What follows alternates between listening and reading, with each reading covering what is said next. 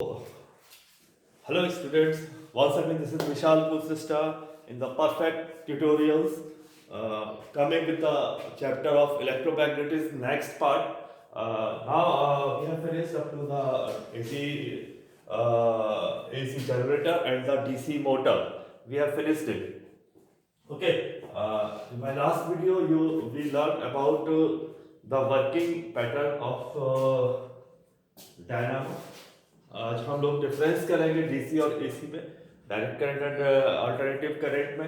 तो its magnitude is constant as we know, its having only the one phase single phase. Okay, and its magnitude varies with time.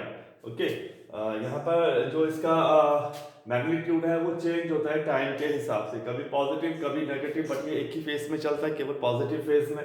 Okay, अगर हम DC current की बात करें तो it flow in one direction in circuit. Okay, किसी भी circuit में ये केवल यूनि डायरेक्शन होता है, सिंगल डायरेक्शन में चलता है.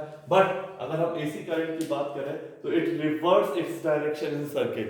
ओके, ये रिवर्स कर सकता है. It is obtained from cell और बैटरी. जो डीसी करंट है वो हम या तो सेल से ले सकते हैं या फिर हम इसको बैटरी से ले सकते हैं.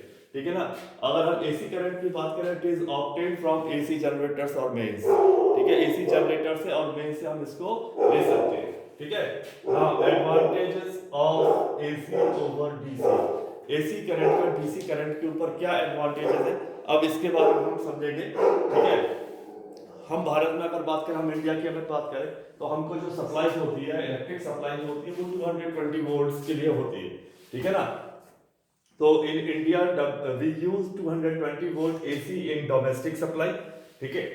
For transmission of power voltage of AC it's stepped up और step down using transformers. Okay, हम ट्रांसफॉर्मर का यूज करके हम वोल्टेज को बढ़ा भी सकते हैं और घटा भी सकते हैं. किस तरह के ट्रांसफार्मर, दो तरह के ट्रांसफार्मर होते हैं, stepped up and step down. उस तरह के ट्रांसफार्मर को यूज करके हम इसकी वोल्टेज को बढ़ा और घटा सकते हैं. ठीक है, इंक्रीज और डिक्रीज कर सकते हैं. और ऐसा करने से सबसे बड़ा जो फायदा मिलता है कि हम जो लॉस ऑफ एनर्जी होती है in the form of heat, उसको कंट्रोल कर सकते हैं, उसको रिड्यूस कर सकते हैं. ठीक है ना. So using transformers to reduce loss of energy as heat using heat tension wires. ठीक है. और अगर हम डीसी वोल्टेज की बात करें, एक डीसी अगर डीसी हम जनरेट करेंगे तो क्या होगा, उसको जब ट्रांसमिटेड करेंगे, ठीक है, तो ये हम जो है वोल्टेज को इंक्रीज नहीं कर सकते हैं. ठीक. जैसे आपको पता होगा एक जनरल हाई टेंशन लाइन में स्टेप अप ट्रांसफार्मर का यूज करके जो स्टेप 2 होता है उसको 440 वोल्ट तक ले जाता है, उसको वहां पर पहुंचाया जाता है.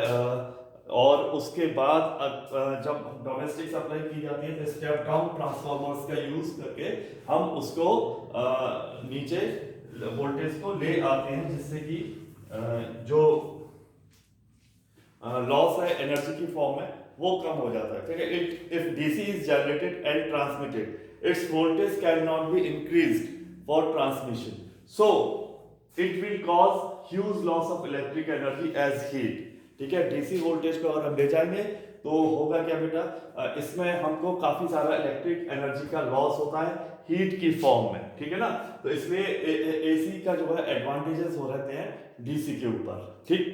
अब अगर हम कंपेयर करें AC generators and DC Motors के बीच में, ठीक है, तो जैसा कि हम जानते हैं जो एसी जनरेटर है वो मैकेनिकल एनर्जी को कन्वर्ट करता है इलेक्ट्रिकल एनर्जी में, और डीसी मोटर जो होती है बेटा वो कन्वर्ट करती है इलेक्ट्रिकल एनर्जी को मैकेनिकल एनर्जी में. जैसे कि हमने पढ़ा था, हमने क्या किया था, जनरेटर्स में इलेक्ट्रिक इंड्यूस्ड कर ली थी. ठीक है ना.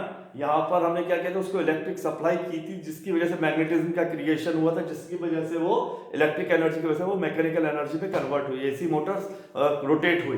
ठीक है ना. सेकंड पॉइंट जो है, जो वर्किंग प्रिंसिपल की अगर हम बात करें बेटा, तो इलेक्ट्रोमैग्नेटिक इंडक्शन पे ये वर्क करता है एसी जनरेटर, और ये जो वर्क करता है ये लॉरेंट्ज फोर्स के ऊपर वर्क करता है. Lorentz force acting on the current carrying conductor. ठीक. ये इसमें 2 स्लिप रिंग्स का यूज होता है. सॉरी. एसी जनरेटर्स में हमने देखा था, जब इसका स्ट्रक्चर के बारे में पढ़ा था, तो हमने देखा था कि इसमें 2 स्लिप रिंग्स का यूज होती है कार्बन बुश के नीचे. ठीक है ना. यहाँ पर स्प्लिट रिंग्स का यूज करते थे डीसी मोटर्स में. ठीक है। इसके साथ में एसी जनरेटर के साथ में हम क्या जोड़ेंगे, लोड को जोड़ेंगे या रेजिस्टेंस को जोड़ेंगे, ठीक है, आउटपुट के लिए। और यहाँ पर क्या करेंगे हम लोग बेटा, इसमें बैटरी को कनेक्ट करेंगे करंट की सप्लाई के लिए, ठीक है। सो विद इट लोड और resistance is connected for output and with DC motor with it battery is connected for supply of current. तो ये मेन चीज है एसी मोटर और AC generator and DC Motors के लिए, तो इसको हमने याद रखना है।